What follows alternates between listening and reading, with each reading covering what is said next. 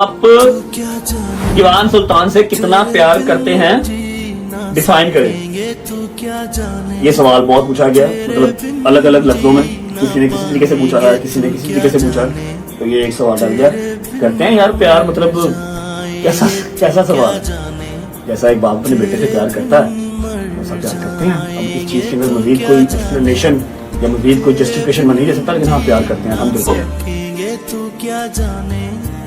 तेरे बिन जी ना पाएंगे, तू क्या जाने, तेरे बिन मर जाएंगे, तू क्या जाने, तेरे बिन मर जाएंगे। ना जाना जा रे, ना जा रे मेरे दिल के सहारे, मुझे छोड़ के मुख मोड़ के, तू ही मेरा अपना।